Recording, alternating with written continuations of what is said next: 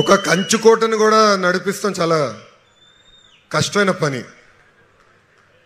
ఎందుకంటే కంచుకోటలో ప్రతి కార్యకర్త కూడా నేను అధినేత అంటాడు. అవునా కదా? మన సిద్ధాంతాలు కూడా ముందలు తీసుకెళ్లాలని దాంట్లో ప్రధానమైన సిద్ధాంతం కార్యకర్తలే మా అధినేత అని ప్రకటిస్తాం జరిగింది. భారతదేశంలో అనేక ప్రాంతీయ పార్టీలు ఉన్నాయి, కానీ కార్యకర్తలే నడిపించే పార్టీ ఒక తెలుగుదేశం పార్టీ.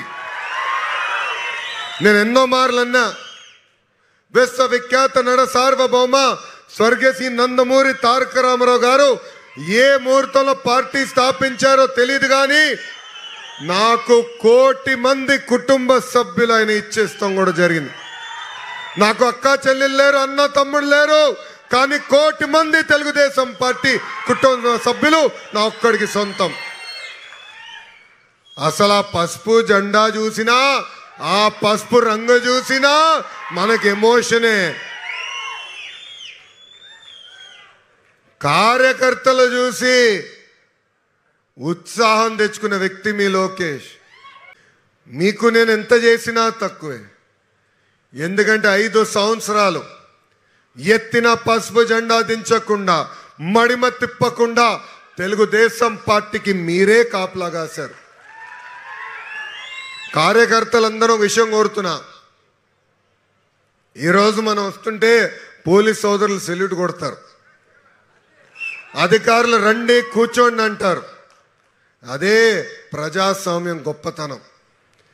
ఎందుకంటే 5 సంవత్సరాలు ఎంత ఇబ్బంది పెట్టారు మనందరం చూసాం. మీ లోకేష్ మీద 32 కేసులు పెట్టారు. అరే ఆ రోజే చెప్పా, మడిచి ఎక్కడ పెడతావో పెట్టుకోపో, ఈ లోకేష్ తగ్గేదే లేదని.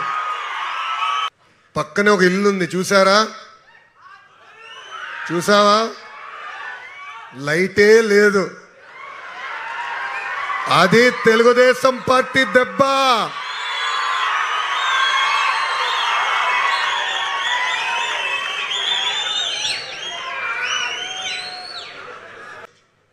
మన పిల్లల భవిత కోసం ఎన్నాళ్ళని కర్ణాటక చూసి అసూయపడతాం, ఎన్నాళ్ళని తమిళనాడు చూసి అసూయపడతాం, ఎన్నాళ్ళని తెలంగాణ చూసి అసూయపడతాం. వాళ్ళు తిరిగి మన చూసి అసూయపడే రోజులు తీసుకొచ్చే బాధ్యత మనం తీసుకుందాం.